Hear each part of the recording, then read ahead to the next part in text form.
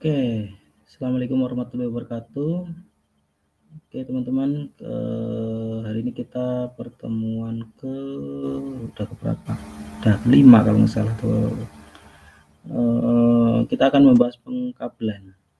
Jadi dalam jaringan komputer itu ada dua gitu ya. Kalau nggak pakai kabel, ya wireless gitu ya. Wireless tanpa kabel atau kita menggunakan kabel. Cuman secara prakteknya, baik teori atau praktek, memang kabel lebih powerful gitu ya dibandingkan dengan wireless. Apapun itu gitu ya. Apalagi sekarang teknologinya sudah menggunakan fiber optik.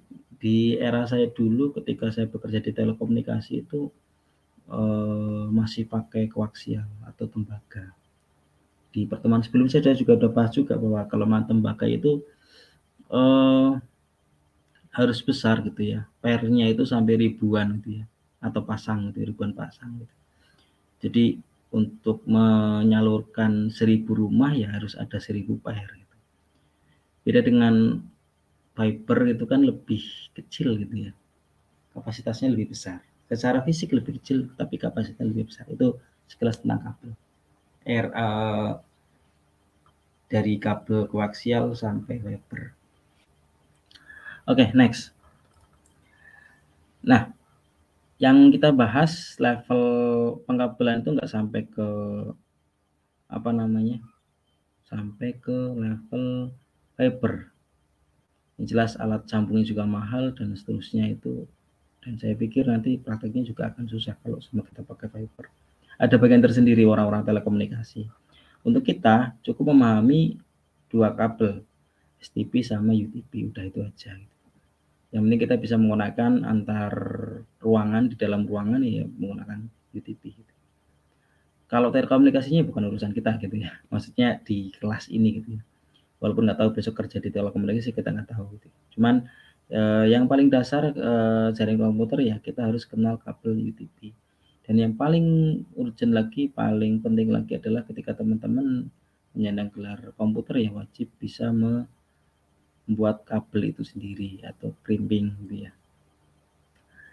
Apalagi informatika itu penting.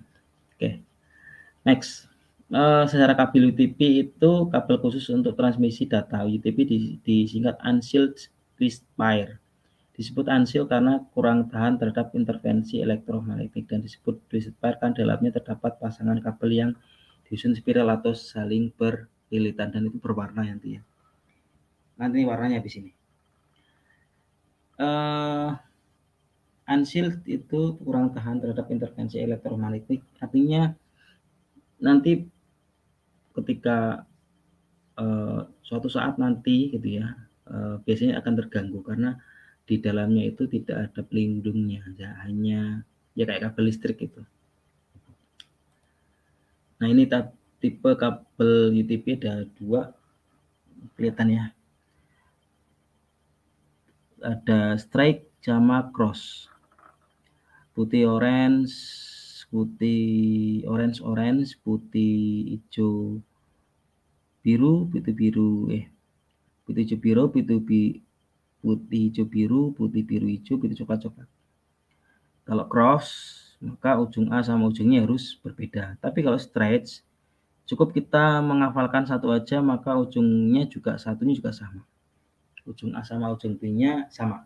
Itu straight. Ini putih coklat, putih hijau biru, putih biru hijau, putih oranye ya, putih coklat. Kemudian ini juga B-nya juga sama. Itu straight. Fungsinya apa? Kalau straight itu digunakan untuk menghubungkan klien ke hub atau ke router, atau menghubungkan ujung lain dengan satu warna. Itu straight. Biasanya untuk menghubungkan dari klien ke modem atau atau device yang berbeda. Jadi menghubungkan dua device yang berbeda dari klien ke switch atau ke hub atau ke modem. Nah, kalau cross itu menghubungkan dua device yang sama. Komputer ke komputer atau switch ke switch, router ke router, hub ke hub. Itu menggunakan cross. Jadi menghubungkan klien tertentu untuk menghubungkan satu device yang sama gitu ya. Kalau teman-teman ingin berbagi data antar laptop, ya laptop ke laptop menggunakan cross. Seperti itu. Oke, bisa dipahami ya. Nah, ini contoh kabel cross. Jadi menghubungkan dua switch yang berbeda. Nah, ini RJ45, ini RJ11 biasanya untuk telepon. Hubungan telepon kabel ini yang di lab gitu ya. Nanti Mas Bagus sudah paham banget tuh. Di kelas ada ya. Tim-tim laporan itu paham banget itu ya. Nah, susunan kabel UTP stage ya ini sama ujung A sama ujung B. Ini putih oranye, putih biru hijau, putih coklat. Ujung B-nya juga sama, putih oranye, putih biru hijau, putih coklat. Ini straight. Gampang ya, nanti praktiknya juga gampang. Nah, ini alat untuk crimpingnya ada RJ11, saya ada alatnya tapi nggak tahu di mana posisinya gitu ya. Semoga di lab ada gitu ya. Karena saya pernah mengajar, saya bawa sendiri gitu ya. Ini crimping tool namanya. Nah, ini kabel tester untuk ngetes apakah ada yang tidak nyambung atau tidak gitu ya. Karena kalau langsung colok ke komputer ke itu ya nggak ketahuan, taunya ya mana apa namanya, taunya nggak connect aja gitu. Tapi dengan adanya kabel tester maka kita tahu posisi mana ini terputus atau tidak connect gitu ya.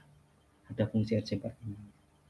Oke teman-teman, untuk pengkabelan memang enaknya kita praktek gitu ya.